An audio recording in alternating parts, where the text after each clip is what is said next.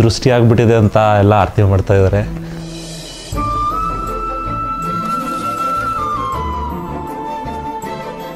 ಕುಟುಂಬಕ್ಕೆ ಒಂದು ಮನೆ ಇರಬೇಕು, ಏನೋ ಹೇಳ್ತಾರಲ್ಲ, ಮನೆ ಮಾಡಿ ನೋಡು ಮದುವೆ ಮಾಡಿ ನೋಡು ಅಂತ. ಅದಷ್ಟೇ ಕಷ್ಟ.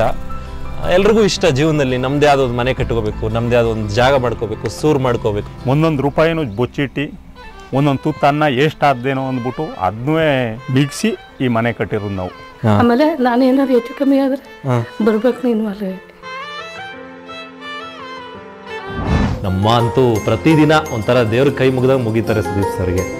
ನ್ಯಾಯವಾಗಿ ಬರಬೇಕಾದ್ರೆ ನಮಗೆ ಪಾಲು ಅಂದರೆ 24 ಗಂಟೆ ಟೈಮ್ ಕರೆಂಟ್ ಇರಬೇಕು. ಯಾಕೆಂದರೆ 2 ಕಿಲೋಮೀಟ್ರಲ್ಲಿ ಕರೆಂಟ್ ಉತ್ಪಾದನೆ ಆಗ್ತಾಯಿದೆ. ನಮ್ಮೂರು ಕೆರೆಯಲ್ಲಿ ನೀರು ತಕ್ಕ ಹೋಗ್ತಾ ಇರೋದು, ನಮ್ಮೂರು ಜಮೀನು ಎಷ್ಟಾಗಿರೋದು, ನಮಗೆ ಕರೆಂಟ್ ಇಲ್ಲ. ಎಂಥ ದುರದೃಷ್ಟ ನೋಡಿ.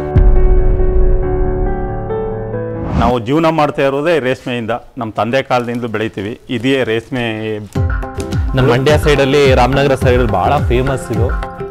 ಸೊ ಒಂಥರ ಲಾಟ್ರಿ ಟಿಕೆಟ್ ಇದ್ದಂಗೆ ಇದು ಬೆಳೆ.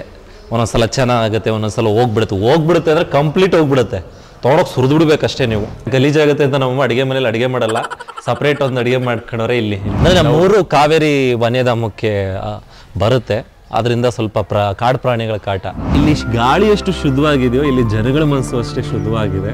ಸೊ ಗೊತ್ತಲ್ಲ ನಿಮ್ಗೆ ಹಳ್ಳಿ ಜನರ ಮನಸ್ಸು ಹೆಂಗಿರುತ್ತೆ ಅಂತ. ಸೊ ಆ ರೀತಿ ಒಂದು ಖುಷಿ ಇದೆ.